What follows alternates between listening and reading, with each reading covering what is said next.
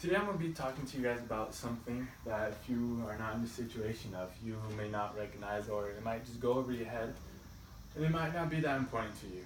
Today I'm going to be talking to you guys about organ donation.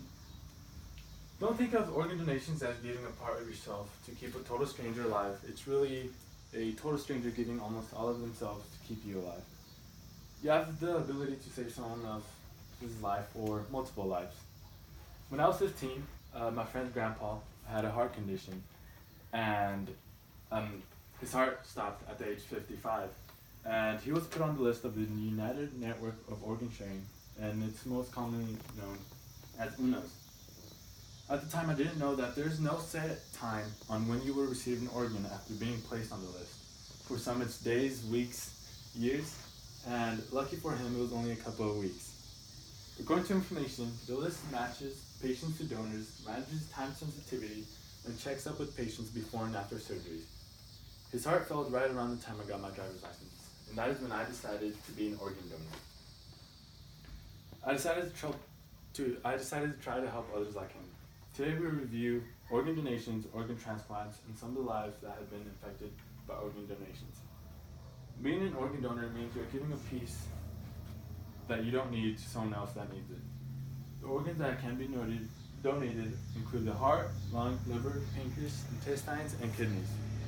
Each organ has only a certain amount of time that it can be preserved and used to be given to the recipient. For the heart, it is 4 to 6 hours. For the lung, the same 4 to 6 hours. The liver is 8 to 12 hours. Pancreas 12 to 18. Intestines is 8 to 16. And the kidney is 24 to 36. The medical condition of the donor at the time of death will determine which organs can be donated. Organ donors are needed from all ethnic groups, no matter what race or what background they have. According to Klein, almost anyone can be an organ donor, no matter the age, race, or medical history. Not only can organ donors be donated, but some major tissues and even bones as well. For example, cornea, skin, tendons, and nerve and heart valves. One organ donor can save the lives of up to 8 people and change the lives up to 50. The information about donors only relates to the recipient, so both parties are kept private unless said so. Organ donation is supported by all religions. Becoming an organ donor is free. There is no cost to donating your organs. The cost is paid by the recipient. The National Day calendar, February 14, is set aside to raise awareness for the lives affected by organ donations. It is called National Donor Day. According to American Transplant, every 12 minutes, another person's name is added to the 123,000 of men and women and children on the National Organ Transplant List. This chart shows the number of people. In the pink, it shows 120,000 that are on the waiting list. The blue line shows 34,000 transplants, and the small yellow line is the number of donors, which is roughly 16,000. The number has not increased as much since 1991. This has to change. 95% of Americans support organ donation, but only 54% are signed up to be in one. There are over 34,000 transplants each year in 2016 alone. There are never enough organs for everyone in need. The doctor makes a decision of where the organ goes. So the recipient that have willingly engaged the dangerous life-threatening activities such as smoking and drinking may affect if it gets donated. Doctors have a lot of pressure since it's up to them if the life gets saved or not. According to Klein, the rule states that in the case of lung transplants, recipients 12 years old or younger are eligible for adult transplant. However, cases may vary. Children at a certain age are not allowed that are all at the same development level as others. According to LA Times, the Secretary of U.S. Health and Human Services refused the exception of the law for a child under 12 to be placed on an all-adult transplant list. In 2013, a 10-year-old girl who suffered cystic fibrosis, it's an inherited life-threatening disease which damages the lungs and digestive system. It's like when mucus blocks airways. The girl's name is Sarah Mergen. Sarah was placed on the adult transplant list, and this was only because her parents fought the case when the judge said no. They took it to a higher court, and the judge finally sided with the parents, and she now has 2 sets of lungs and is living a 10-year-old's life full of 10-year-old's activities. This is a video of Sarah's case.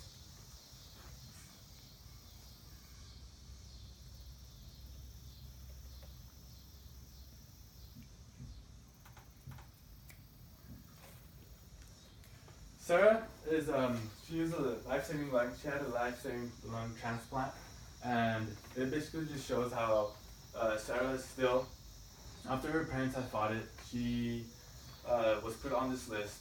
And at the age of 10, many of the judges did not think that she would have the opportunity to have as a 10-year-old, to have the lungs of a full donor.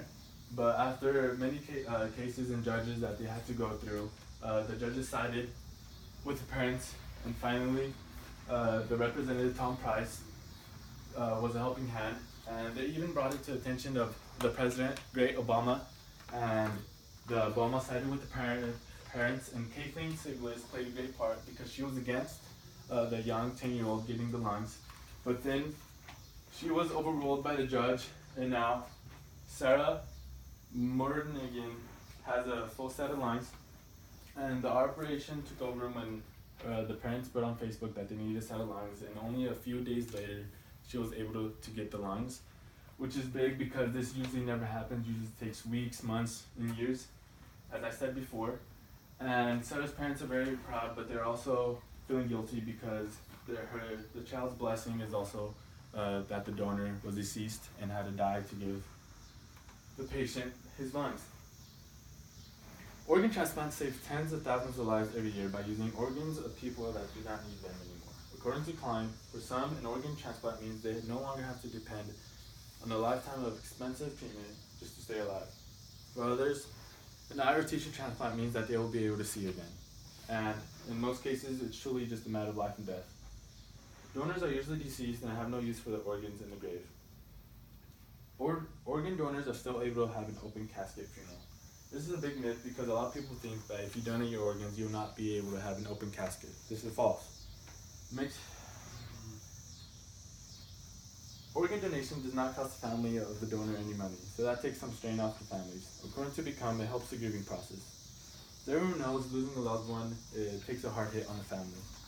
But knowing that the loved one that they gave their organ to someone to better their life or to save it, takes a lot off the guilt and of the pain that they have. The fact that they're giving someone else a second chance of life helps relieve some grieving pain. Sometimes the family does not agree with the donor's wishes, but they can't do anything about it because the donor has already signed up as a donor. Organ donations affects more than donors and the recipients. Both the donor and the recipient have family, friends, colleagues, and many poor people that support the decision of donating organs. A man by the name of Kenneth Morisigu, who lost his wife and daughter due to a car accident, he decided to donate both of their organs. He says, "Organ donation provides a life-giving, life-enhancing opportunity to those who are in the end of the line for hope. Organ donation is one of the few things a dead person can do. Being an organ donor makes a difference in saving lives. Being an organ donor may not cost anything, but sure does make all the difference. Leave your mark, make a difference, and be an organ donor."